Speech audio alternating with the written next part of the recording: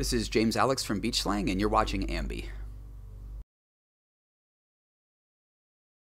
Hey everyone, it's Alicia from AMBY, and I would like to welcome you to our interview with James from Beach Slang. Hello. Hello. Thank you so much for taking the time to talk. Thank you. I was about to say that. Thanks for chatting with me today. Of course. Yeah.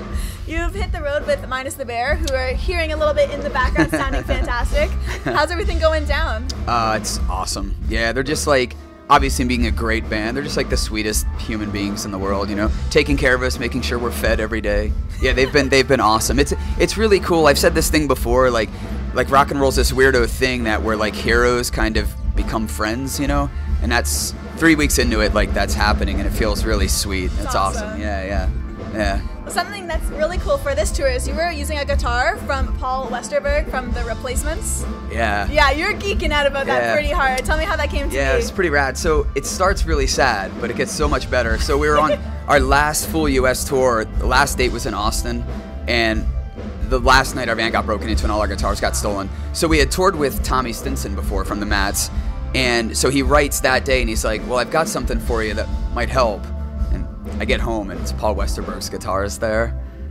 Pretty sweet. Yeah, so I've never been happier to get something stolen in my life. I mean, it led to me having Paul Westerberg's guitar. That's incredible. Yeah, thank you. Yeah, it's pretty cool. You've been posting a lot of really neat photos from this tour of people with their beach slang tattoos. Yeah. There are a lot of them floating around. It is. It's pretty unreal. Like, I still don't quite get it. You know, I remember like the first one and I was like, it's still happening? Like, I think it's the most flattering thing that can happen. Because before I was a musician, I just wanted to be a writer. So like the words are, you know, wildly important to me. And then for somebody to etch it onto themselves for the rest of their lives. That's good. That's not too shabby. There. Yeah. It's pretty all right. Yeah.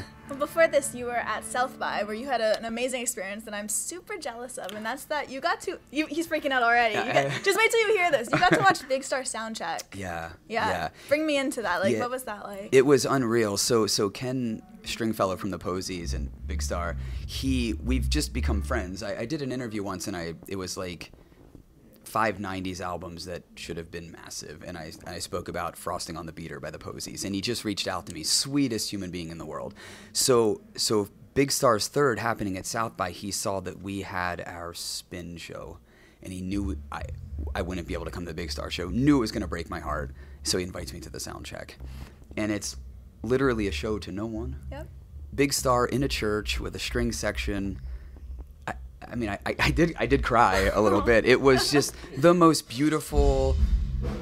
It will never happen again kind of thing, you know. It was just they're just such a massive influence on me, and it was like, so it was Jody from Big Star, it was Mike Mills from REM, you know, Chris Stamey and Mitch Easter from the DBs, and I was just like, I mean, I lost my mind in the best way you could lose it. It was so surreal. It was wonderful, and just like in a church, it felt holy, you know. It was beautiful. The two bands that you always mention to other people in interviews are Big Star and The Replacements. So I love how those two just happen to tie together so nicely. I'm falling into some dumb luck this year, you know. 2016 was a little bouncy, so I think 2017's like, this one's for you, kid. You know, it's one of those deals. Yeah, so yeah.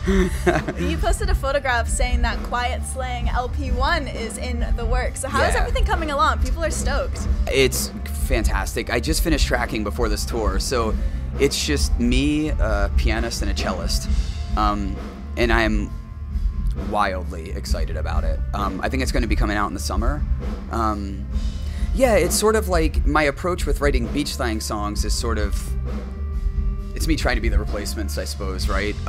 With this, it's me pushing those songs through like trying to be the magnetic fields, you know. Okay. So I just think it's like, it's really cool. I think of it as like beach slangs for like being drunk on a Saturday night, and I think Quiet Slang will be looking for salvation on Sunday morning, you know, where it's like amazingly put. Yeah, so we'll see if it works, but that's the shot, you know. Yeah. Well, taken from the latest Beach Slang record, this new video for Spin the Dial, where some real badass rollerbladers are just like kind of going around California, and it looks really neat. Yeah. It was very retro looking. How would you rate yourself on the roller skating scale?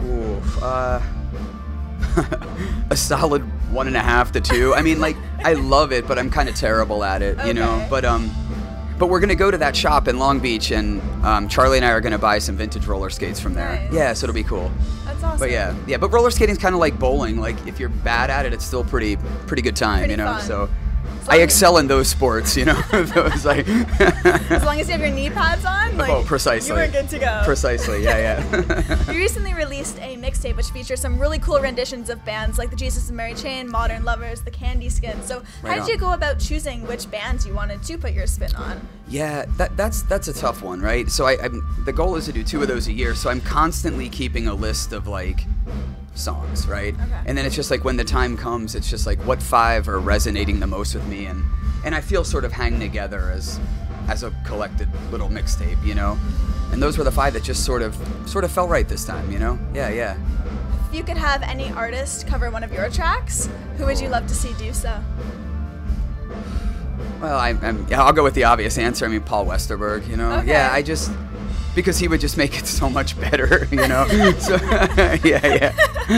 I like how I could see the wheels turning, and then you kind of looked at Charlie, and you're like, I don't know who to pick for that. Yeah, well, I was going to try to dig a little deeper into the well, but then I'm like, honesty's the best policy. I'm just going to tell you who I really want it to be. Yeah. Well, strap everything up. Is there anything you want to leave with all of your fans who will be viewing? Just any parting words? Oh, I would say this is my little battle cry on this tour has just been find a way to be very tender. I guess I would just want to say that before we start this beautiful evening tonight in Toronto. Yeah. That is so nicely put. Oh, thank you. Right on. Thank you so much for joining me today. Thanks so much for talking to me. This is a great way. Yeah. Thank Right on. you. Thank you. And remember, to everybody viewing, you can visit us at musicblogger.com for all exclusive interviews, features, videos, and so much more. See you next time.